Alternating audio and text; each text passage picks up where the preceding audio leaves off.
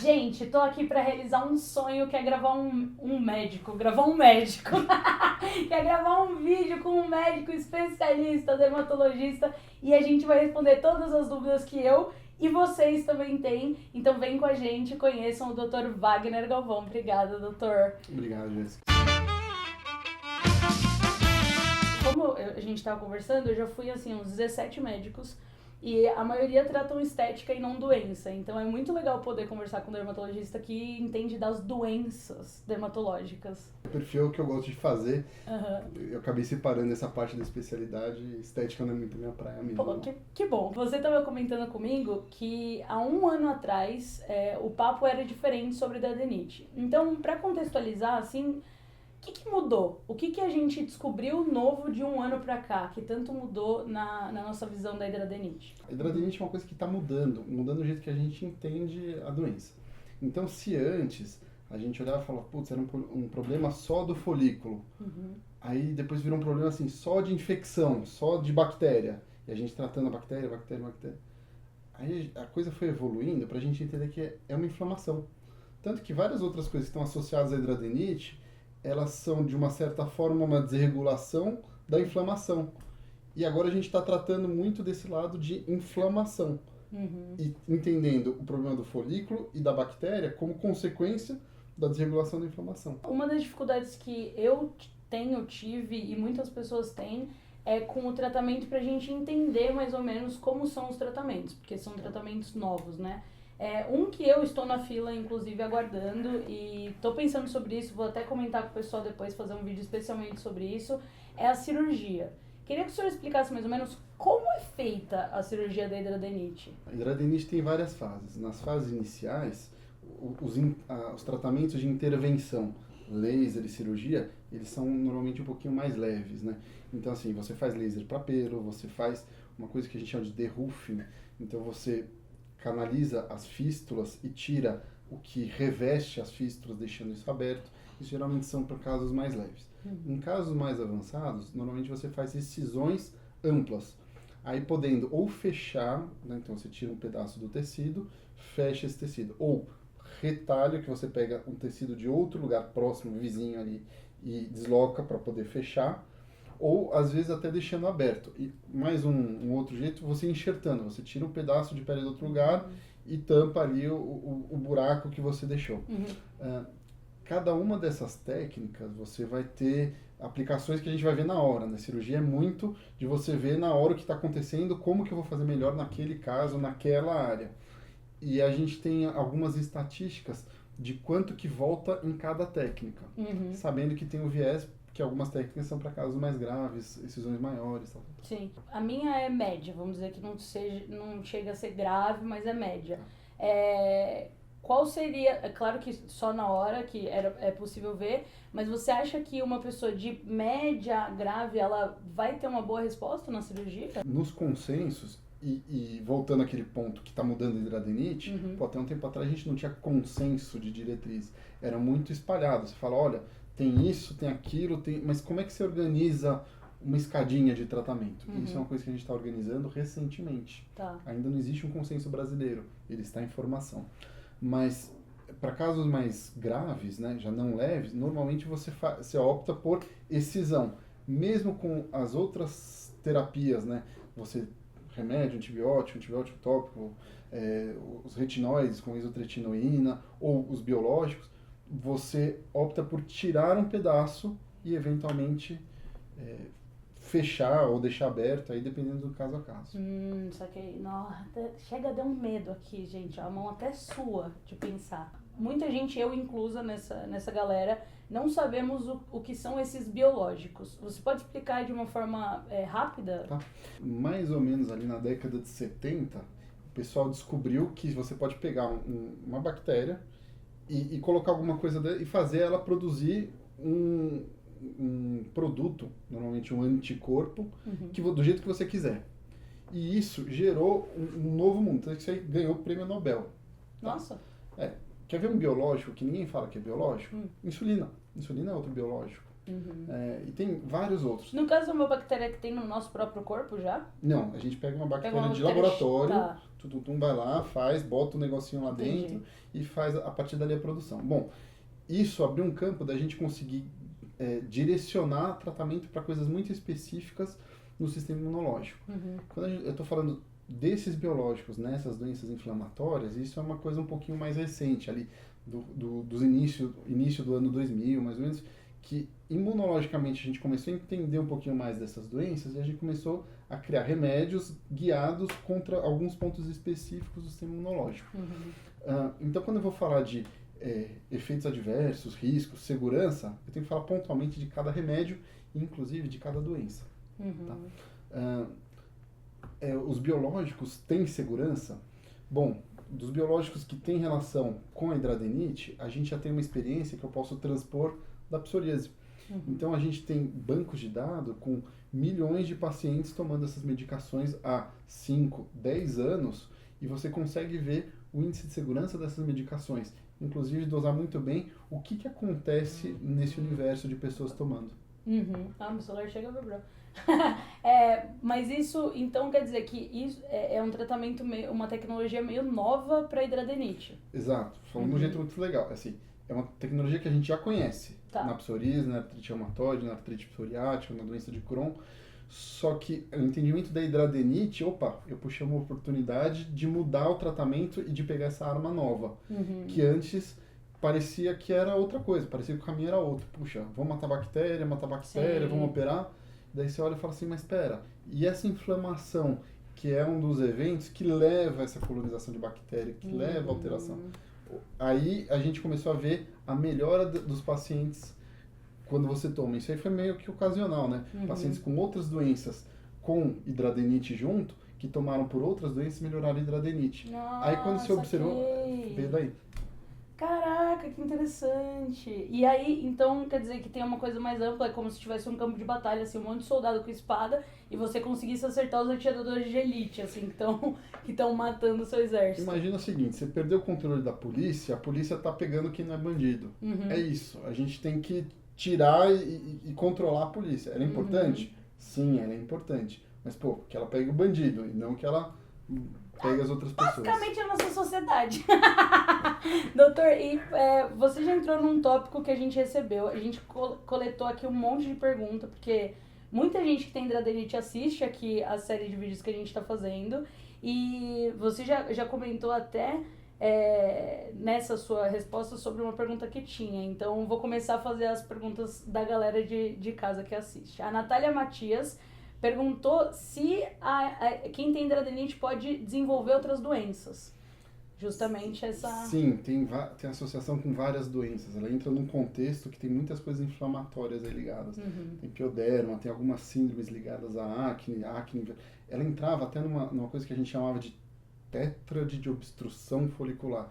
Traduzindo, acne, tem gente que tem como se fosse uma acne no couro cabeludo, que entra por um lado num tipo de foliculite, cisto pilonidal, mas ela entra nas outras síndromes inflamatórias, que dão artrite junto. Então, assim, tá no emaranhado de doenças que são meio aparentadas, tem todo mundo da mesma família. E aí, o que a pessoa faz? Ela só fica de olho, assim, não precisa se espantar, porque eu, quando eu falo isso, eu já praticamente acho que é o meu diagnóstico, sabe? Pronto, tenho artrite, tenho tudo, mas não, é só ficar de olho. Não dá para exigir, e isso está muito longe, né? O paciente não tem que saber isso é trabalho nosso. Inclusive, quando você tem alguma patologia, alguma doença, que tem outras correlações, eu acho que é bem interessante para o médico ele dar uma olhadinha se não tem indício de outras coisas que estão ali na vizinhança, né? Saquei, isso. Entendi. Um trabalho também de cautela mesmo, entendi. Mas a pessoa falou que não tem hidradenite, mas tem AR, que deve ser artrite reumatoide, e síndrome de Cushing, que causam dor, e ele fala que a dor é limitante, e aí a pergunta, ele tá com medo de ser muito óbvia, mas tem alguma pomada ou alguma coisa anestésica para aliviar um pouco, também para hidradenite? Para hidradenite, eu até levantei trabalhos mostrando de analgesia com pomadas, com tópicos, que eles têm lá uma ação limitada. O problema de medicamento tópico é o seguinte, o medicamento ele tem que entrar dentro da pele, então não é todo gel anestésico que vai funcionar. A gente tem alguns géis específicos e, inclusive, você não pode dar uma superdosagem. Então, o tópico, para controlar a dor, ele tem um efeito limitado. Só que dor é uma coisa que a gente controla muito bem para a medicina. Aí eu volto para o caso da artrite reumatoide. por mais que seja uma doença inflamatória grave, que tem um puto impacto na qualidade de vida e tal, assim, hoje a gente tem várias saídas para controlar a dor. Primeira delas, tratar adequadamente a doença, para diminuir a inflamação. E segunda, a gente tem várias escadinhas de medicamento para tratar adequadamente a dor. Então, olha, não são 100% do caso, lógico, tem casos terríveis e a gente convive com isso, né? Mas, assim, uma parcela boa, a gente consegue deixar isso uma coisa lateral. A Camila pergunta se existem alguns métodos mais naturais, como hábitos alimentares. E aí a Mila mais o YDS1 também pergunta se a alimentação influi na doença. As três pessoas perguntam e a última pergunta especificamente sobre leite. A minha formação, né, talvez eu não seja a pessoa mais ideal de falar de métodos naturais, apesar de ser filho de homeopata. Olha só. Mas assim, eu estudo o que está mais embasado em ciência, em trabalho e tal, e de vez em quando a gente pega algumas coisas. Essa parte da dieta, sim, tem algumas coisas que são interessantes. Fundamental, perda de peso. Sim. Segunda coisa, quem fuma é uma coisa que é super bem estabelecido. Putz, parar de fumar ajuda muito em muitas outras áreas, mas em hidradenites específico ajuda a hidradenites. Tem muita associação com as dietas que aumentam a glicose. Os carboidratos mais simples, quando você come massas, produtos refinados, açúcar refinado, ele aumenta muito a glicemia. Quando aumenta a glicemia, ele dá um start em algumas enzimas, tipo IGF-1, insulina, e isso piora a hidradenite. Então, os carboidratos mais complexos, que a gente absorve mais lentamente, como farinhas integrais, pães, tal, isso diminui esse lado.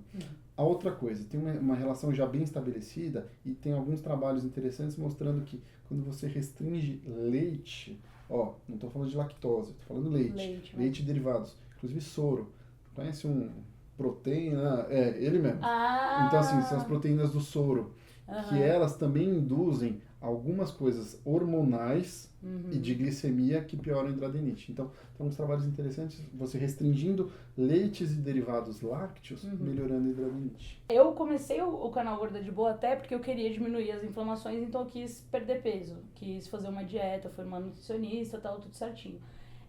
Eu tive um pico de inflamação, assim, horroroso, eu fiquei de cama, tal, e eu acabei desistindo completamente, falei, não quero mais nada, sabe quando você fica mal? Acho que pra você fazer uma dieta, principalmente que é restringir alimento, tão difícil, você tem que estar com a cabeça boa também, né? Você tem que estar otimista e feliz. E alguns médicos me falaram que não importa se eu perca peso ou não, que a minha hidradenite sempre vai existir. E minha mãe é magra, minha avó é magra, elas têm também, então eu imaginei que eu não precisasse emagrecer, que não fosse uma doença que fosse causada por isso. Agora, o que eu reparei, a minha pele, ela fricciona muito mais. Isso tem a ver também? Com certeza. O estresse mecânico piora muito a hidradenite. Parece isso, a gente ainda tem dados insuficientes, que existem padrões diferentes de hidradenite. E se você está falando aí de sua mãe, da sua avó, existe um padrão de pessoas que tem menos associação com obesidade. Que tem mais esse padrão de herança aí autossômica, parece dominante. Então, para esses casos, talvez a influência seja um pouco menor. Mas você já puxou o gancho. O estresse mecânico vai melhorar. Agora, tem um outro caso que é bem estabelecido, assim, fuma, pacientes acima do peso, nesse caso, realmente, parece que o efeito de dieta é maior. É isso, gente, eu também fumo. Fumava? Eu vou fazer uma série de vídeos tentando parar de fumar, doutor, porque eu tô pensando muito nisso, só que, assim, é um estresse, né, você parar de fumar, eu fico desesperada só de pensar. Ninguém vai conseguir fazer você parar de fumar se isso não for uma decisão sua. Então isso provavelmente é uma decisão que você vai amadurecer. Eu não sou eu não gosto, eu não acho terrível aquela coisa chata, tipo, faça isso, faça aquilo. A primeira coisa, se você entender que isso pode ser bom pra você, você decidir, aí a gente tem muita coisa pra fornecer pra te ajudar. Agora não tem como a gente impor o outro lado da mesa e falar, pare de fumar, emagreça, não acho que funciona. Bom, vamos voltar aqui pras perguntas, porque eu já tenho o dever de casa, né, gente? Olha aqui. O Sing Your Song é o nome da pessoa. Queria saber se a cirurgia plástica na mama ajudaria. Eu não sou cirurgião plástico, sou dermatologista. Agora, plástica na mama, você tem várias... Eu vou falar de redução da mama. Então, redução da mama pode ser uma estratégia cirúrgica para você fazer uma excisão ampla tirando aquele tecido comprometido. Tipo, entra nas formas de cirurgia. Sim. Pergunta pro médico, a Leila Vilela perguntou se tem alguma coisa a ver com hormônios, porque toda vez que eu entro na TPM tem uma piora muito grande nas minhas inflamações. A Nayara pergunta, o lado emocional influi? E a Kelly Matos pergunta se o estresse pode aumentar ou piorar as lesões. Coisa de livro. Assim, a piora ali pré-menstrual, perimenstrual, super documentada, mostrando que ela leu o livro. Comigo também. E aí? Outra coisa que subsidia isso, uma das formas de tratamento é, de alguma forma, a gente bloquear hormônios que tenham ação androgênica. Mesmo que eu não tenha algum indício claro de hiperandrogenismo. Traduzindo, assim, quem tem ovário policístico é o hiperandrogenismo. Mesmo que eu não tenha ovário policístico, por exemplo, como eu peguei de exemplo, se eu consigo diminuir efeitos androgênicos, hormônios androgênicos, eu tenho uma melhora. Por isso que tem algumas medicações nesse sentido que entram na linha de tratamento. Estresse. O estresse tem dois lados. Piora, não tenho dúvida disso, com certeza piora. Mas eu, pessoalmente, não gosto de falar isso é estresse. Sim. A gente estava conversando um pouquinho mais cedo, eu acho que bater muito nessa tecla não ajuda muito o paciente. O estresse é uma coisa que com certeza muda toda a parte hormonal, descompensa a diabetes, sei lá. Eu tenho a minha gastrite. Fala, vai, não estressa. Fala, mas pera, eu preciso tratar a minha gastrite, não adianta. Eu posso até ver como eu manejo o meu estresse. Se isso for uma coisa que atrapalha a minha vida, posso fazer terapia, mas assim, que eu vá tratar o problema de base, que pode ser descompensado ou não por estresse. Inclusive, eu sou uma pessoa extremamente estressada e se pedem pra eu me acalmar, eu fico mais estressada. E eu tento liberar o meu estresse, vocês conhecerem. Então, por exemplo, eu tenho muita dificuldade de fazer esporte por causa da tendinite, mas sempre fiz minha vida toda. Se eu faço alguma atividade física, isso já me ajuda muito, sabe? Então, tem algumas coisas que eu sei que melhoram minha qualidade de vida independente, sabe? Cada um tem sua válvula de escape, né? Então, mas eu não consigo botar isso como uma sentença, falar, Claro. Isso é estresse. Eu acho que isso não ajuda. É contraproducente pro médico falar pro paciente. Apesar de eu ser uma voz contrária, porque os pacientes, quando eles chegam pra gente, é normal ele falar, puxa, 10 médicos falaram que isso é estresse nos problemas de pele. Eu falo, puxa, eu não gosto de falar isso. Apesar de entender a relação é bem estabelecida. Mas eu prefiro falar assim, vamos tratar isso, e se eu tirar esse fardo, esse peso, talvez até o estresse melhore.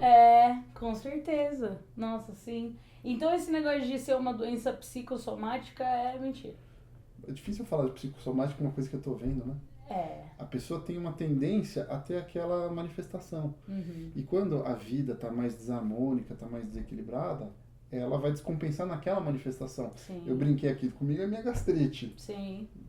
Em alguns é a pele. O Douglas pergunta, ele diz que está no primeiro estágio da hidradeniite, se adianta para ele fazer depilação a laser, se isso ajuda o folículo. Sim, entra nas diretrizes de tratamento, nos estágios iniciais, a depilação, você atinge lá o pelo e junto você diminui o tamanho das glândulas. Isso parece que melhora bastante, principalmente nas fases iniciais. Então... Não tem contraindicação não, é bom. Agora, uma pessoa já com fístula, já tudo aberto, que nem eu, não dá nem pra mexer ali, né? Não consigo nem tomar banho direito, que dirá. Eu vou puxar para o outro lado. Por exemplo, a axila vai melhor com depilação, virilha vai melhor, mas, por exemplo, lesões mamárias, a parte do pelo não vai influenciar muito. Sim. Então já é menor. E nessas áreas já muito mais comprometidas, com fístula, estágios mais avançados, normalmente é excisão ampla mesmo. Mas... A Camila também pergunta se vale a pena investir na depilação a laser em lugares onde ela não tem as lesões como prevenção. Bom, foi o que eu acabei de falar, né?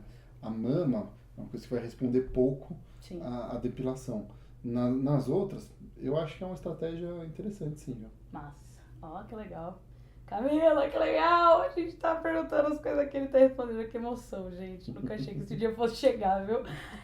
A Renata fala que já viu alguns problemas de pele que foram aliviados com reposição de magnésio. Então, para te perguntar se o magnésio ajuda, já que ele reage em 300 processos enzimáticos. Eu não conheço os 300 processos enzimáticos do magnésio. Fui procurar na literatura, não tem nada de magnésio, não. Zinco tem alguma evidência, tem algumas coisas que são mais palpáveis. Então, não sei se isso às vezes vem de alguma moda, alguma coisa assim, de propriedades, ou às vezes é alguma coisa que eu simplesmente desconheço. Mas eu não achei nada disso, não. Tá, então não tem na literatura, viu? Literaturamente Por favor, não ajudou. vire essa pesquisadora. Né? Pesquise. Vai que, né? Vai que. O Wellington pergunta se assim, se a hidradenite em alguns casos pode desaparecer as lesões permanentemente com os tratamentos feitos. Sim, pode. Até porque dentro dos estudos de idade, você vai ver que você tem uma redução muito importante ali nos 50, 60 anos, mostrando o efeito hormonal. Parece que quando ela não vence você, você vence ela mesmo que seja pelo cansaço. Sim. Porque quando a parte hormonal vai diminuindo, as inflamações vão diminuindo e normalmente tende a cicatrizar. Minha mãe comenta que a dela, ela tinha muito mais lesão durante a fase mais jovem, que agora já tá uma coisa média, e minha avó, que já tem quase 70 anos, as dela estão muito melhores, assim, muito Tá respondido dentro do que... dentro da minha própria geração aqui da família. Massa. A Vitória pergunta durante a gravidez, então ela não faz mais tratamento, tem vontade de ser mãe, mas tem medo das lesões prejudicarem a gravidez ou aumentarem. Tem alguma... Em relação à gestação, não está muito bem documentado uma piora tão importante, apesar de ser uma tempestade hormonal que pode acontecer um pouquinho de piora.